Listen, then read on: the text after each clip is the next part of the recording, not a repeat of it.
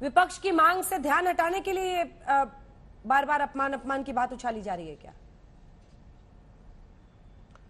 देखिए, अब मैं इनको एक दूसरा उदाहरण देता हूं। मैंने इतने उदाहरण बताए, 20 साल के उदाहरण, जिसमें भिन्न भिन्न मुद्दे बदलते रहे। हाँ। यानी कवर बदलता रहा, मोदी जी के प्रति वैमनस्य का चेहरा नहीं बदला। अब मैं एक और उदाहरण देना चाहता हूं। क्यों? आपके ही तो सांसद थे जिन्होंने सेना अध्यक्ष को सड़क छाप गुंडा कहा था। वो कौन सा आपकी भैंसी खोली लिए जा रहे थे भाई?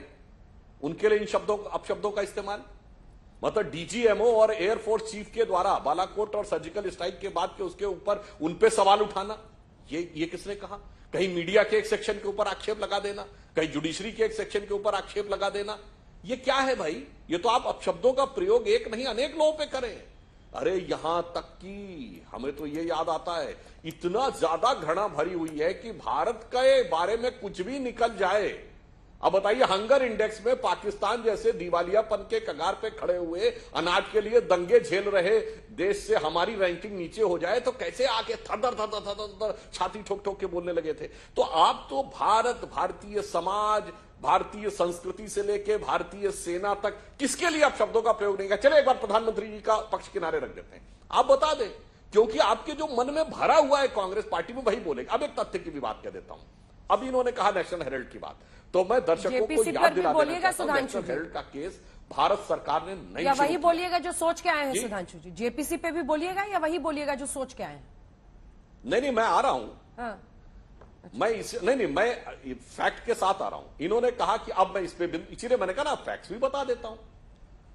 हम देखिए अंजना जी, हम तो इनकी स्थिति देखकर बोलते हैं, संदर्भ के संदर्भ में। अब इन्होंने बोला नेशनल हेराल्ड का केस हमारे दौर में नहीं शुरू हुआ। अक्टूबर 2013 भारत सरकार के द्वारा नहीं शुरू किया गया, हाई कोर्ट के द्वारा शुरू किया गया। और हाई कोर्ट के द्वारा शुरू होने के कारण दिल्ली हाई कोर्ट के ही कहने के ऊपर आपको, आपके दोनों नेताओं को बेल लेनी पड़ी। इसमें भारत सरकार की भूमिका नहीं थी। और अगर आप कहते हैं कि नेशनल हेराल्ड स्वतंत्रता संग्राम के लोगों द्वारा स्थापित किया गया था, तो कब बंद हुआ? 1993 में। किसकी सरकार थी भाई?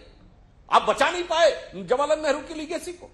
और 2004 से 14 तक आपकी सरकार रही। राजीव गांधी फाउंडेशन को तो 150 करोड़ रुपए की संपत्ति मिल गई और नेशनल हेराल्ड का 90 करोड़ का घाटा नहीं उबर पाया। कितनी मजेदार बात है। 3 अखबार थे, नेशनल हेराल्ड, नवजीवन और कौमी आवाज।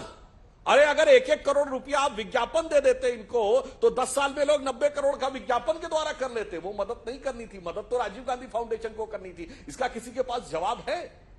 और उसके बाद 90 करोड़ के कर्जे में 3000 से या 5000 करोड़ रुपए की संपत्ति वाली कंपनी बिग केयर एक व्यक्ति के हाथ में चली गई। अजीब सी स्थिति। और उसके बाद आरोप मोदी जी पे, आरोप भारतीय जनता पार्टी पे। इसीलिए तो हम फैक्ट की बात करते हैं। और जहां तक आपने कहा कि अगर राहुल गांधी जी इस विषय के ऊपर गंभीर थे, जैसे आपने कहा इस चीज में, याद करिए आपके जमाने में आपने एक चीज नहीं मानी थी हमारी, 2G का घोटाला हो, कोयले का घोटाला हो, कॉमनवेल्थ का, सब कोर्ट से जाकर करवाने पड़े थे। 2G का स्पेक्ट्रम आपकी सरकार रहते हुए कोर्ट ने कैंसिल किया था। आप लोग कोर्ट क्यों नहीं जाते हैं? वो विषय था जिसपे सुप्रीम कोर्ट ने बोला था। ठीक है।